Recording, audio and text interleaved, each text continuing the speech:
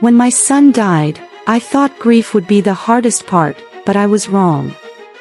His widow stood at the podium, tears like glass, and beside her was a man I'd never seen before, a man who touched her back like he owned the place. He spoke about late-night calls and promises made in secret, and halfway through his speech, my son's face in the casket shifted, like the hint of a smile, as if he knew something I didn't. The room froze around me, and in that moment, I realized love can rot in places we never look. If you discovered a betrayal at the same time you were losing someone forever, what would you do? Where are you watching from? I used to think grief arrived like a storm, loud, violent, impossible to ignore. But when my son, Matthew, died, it came like snowfall. Quiet. Suffocating. A weight you don't notice until you can't breathe. He was 34. Too young for a heart to give out, but grief doesn't ask permission. The doctors used phrases like genetic anomaly, silent condition, nothing anyone could have done. As if absolution could glue a broken world back together. I sat in his house the night before the funeral. A house he built with his own hands, or at least, with the money he earned from knowing what to invest in, when to walk away, how to see what others couldn't. He'd been a millionaire for years, quietly. He never bragged. Not to me. Not to anyone but her, maybe. Her. Emily. His wife of 8 years. My daughter-in-law. My almost daughter. She moved through the house like a ghost, touching things that used to mean something. The framed college photo of them at the beach. The certificate from the first investment Matthew made, a startup no one believed in but him. And then, of course, their wedding picture. She pressed her fingers to the glass like she could pull him back through it. I wanted to comfort her, but something held me back. A flicker. A shadow behind her eyes I couldn't name. I told myself it was grief. I told myself a lot of things. When she finally spoke to me, her voice was glass, sharp enough to cut. He left us too soon. Us. The word rattled in my chest. I didn't know who us was anymore. Because for months before Matthew died, he'd grown distant. Not from me, he always made time for his mother, but from everything else. He canceled trips. Stopped posting pictures. Avoided events. I'd asked him once, sitting across from each other in his kitchen, steam curling between teacups. Is everything okay? He smiled, but it didn't touch his eyes. It will be. I never learned what he meant. Not until the funeral. The chapel smelled like lilies and old books. I sat in the front row, holding on to the program like it was an anchor. His picture stared back at me, brown eyes, hopeful smile. The kind of smile of someone building a life, not leaving it. People spoke, friends, co-workers, neighbors. The usual eulogies. Then Emily walked to the podium. Alone, at first. Then he followed. A man. Tall. Well-dressed. With eyes that flicked around the room like he was memorizing exits. He didn't belong. I felt that before I knew anything else. He stood beside Emily, hand on her back. Not guiding her. Claiming her. And when he leaned in, his whisper wasn't grief, it was possession. He introduced himself as Andrew. No last name. Just Andrew. Like we were supposed to recognize him. He spoke about nights on the phone with Emily. Late nights. Long nights. Nights Matthew didn't know about. His tone wasn't sad. It was nostalgic. Like those nights were something to be cherished, not mourned. Emily didn't stop him. She didn't deny anything. She just kept her eyes on Matthew's casket like she was daring him to rise and interrupt. And then it happened. As Andrew talked about promises made for the future, he smiled. A small, private smile. Emily's lip trembled, not with sorrow, but guilt. And I looked at Matthew one more time. His mouth, relaxed, soft, seemed to curve. Just a little. Like a smirk. Like he knew. Like he'd always known. The room spun. I could hear my heartbeat in my ears. I remembered the last time I saw him alive. Just a week before he died. He hugged me longer than usual. He whispered, "I'm sorry, Mom. For the mess that might come." What mess? I thought he meant bills. Hospital paperwork. The chaos of dying unexpectedly. But now I wondered, what if he meant this? What if he meant Andrew? What if he meant Emily? When the service ended, people touched my arm, offered condolences. Their words slid off me like rain on glass. I walked out into the cold air, let it bite my skin until I remembered I was still here. Still alive. Emily found me. Her mascara was smudged beautifully, perfectly, like a painting of grief. "I hope you know," she said, voice trembling just enough, "Matthew wanted me to have everything. He trusted me. Everything. His money. His company shares. His house. Everything." I didn't answer. Because if I opened my mouth, I wasn't sure whether I'd scream or laugh. That night, alone in my son's empty house, I opened the desk drawer in his office. The drawer he always kept locked. And there, tucked beneath files and investment ledgers, was a sealed envelope with my name on it. My hands shook as I reached for it. For the truth. For whatever he wanted me to know.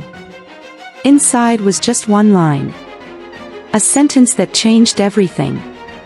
But before I tell you what it said, I need you to know. Matthew wasn't a fool. He saw more than we ever realized. And maybe, just maybe, he died knowing exactly what would happen next. What was he trying to protect? Me, or something bigger? I sat in Matthew's office for a long time before I opened the envelope. It was strange, how one sheet of paper could feel heavier than grief. He'd chosen the stationery carefully. Thick. Expensive. Something meant to last longer than he did. My breath caught when I read the words, just one sentence, written in his handwriting I'd know anywhere. "Don't let them bury the truth with me." Not a confession. Not an accusation. A directive. A plea. The funeral had ended, but suddenly everything felt unfinished. Like his death wasn't the end of something, but the start. I searched his office like a woman possessed. Drawers. Files. The storage closet behind the bookshelf. Until finally, tucked behind a tax folder, I found it. A flash drive. Labeled with a date. 2 months before he died. My hands shook so badly I had to try twice to plug it into his laptop. For a moment, nothing happened, just a blank screen and my reflection in it. Then a folder appeared. Recordings. Messages. Time-stamped videos. The first one was Matthew sitting at his desk, eyes darker than I remembered. He spoke directly to the camera. "If you're watching this, Mom, I guess it's too late for me to handle this myself. Emily and Andrew. They think I'm clueless. But love doesn't make you blind. It makes you patient. They've moved money. Used my accounts. They think I won't notice. They think I'll just disappear." I paused the video, air caught somewhere between my lungs and throat. Money. Accounts. Disappear. I thought his death was an accident. A tragedy. An unavoidable medical betrayal. But what if it wasn't? I forced myself to breathe and hit play. I don't know how much time I have. Doctors say it's genetic, but I can feel something off. Like I'm being guided toward an ending. If something happens, promise me this: don't let emotions make you weak. Don't confront them. Don't give them the satisfaction of seeing you break. Just follow the instructions with the lawyer. Everything is already in motion. I leaned back, vision swimming. My son had known. Or suspected. Or feared enough to prepare. Emily and Andrew. The late night calls. The look in her eyes at the funeral. The smirk, God, I could still see it, on Andrew's face. I closed the video and sat in silence, letting the pieces fall into place. I didn't want revenge. I didn't have the strength. But I had something better. The truth. And a son who hadn't died powerless. The next morning, I went to Matthew's lawyer. He looked older than he had at the funeral, like secrets age a man. He didn't ask why I was there. He just slid a folder across the desk. The will, he said quietly, has contingencies. Contingencies. The way he hesitated told me everything. He explained. If Emily filed for inheritance, the accounts would freeze pending review. If Andrew appeared in any legal capacity connected to her, the estate would trigger a private investigation. If financial misconduct was uncovered, everything would be transferred, not to me, but to charity programs Matthew had chosen. Scholarships. Medical research. Shelters. He had already secured his legacy away from them. Away from greed. The lawyer looked at me like he was waiting for anger or tears. But all I felt was something unfamiliar after so much grief. Relief. Emily and Andrew tried. Oh, they tried. Threats veiled as concern. Questions disguised as condolences. Wouldn't Matthew want you to be generous? Surely you don't want to drag this out in court. You're alone now. You don't need the stress. Every line rehearsed. Predatory kindness. But all I had to do was wait. Because the truth doesn't need defending. It just needs time. The investigation concluded faster than expected. Emails. Transfers. Pressure from Andrew's company. A paper trail that reeked of ambition and betrayal.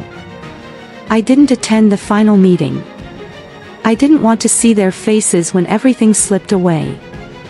Months later, I visited Matthew's grave. The grass had grown in. His name carved clean and sharp in stone. I sat down and spoke to him like he could hear me. Maybe he could. You were right, I whispered. They buried a lot that day. But not the truth. I placed the letter on his grave. The envelope that had started everything. I'm not angry anymore, I told him. That's what they took from you. I won't let them take it from me, too.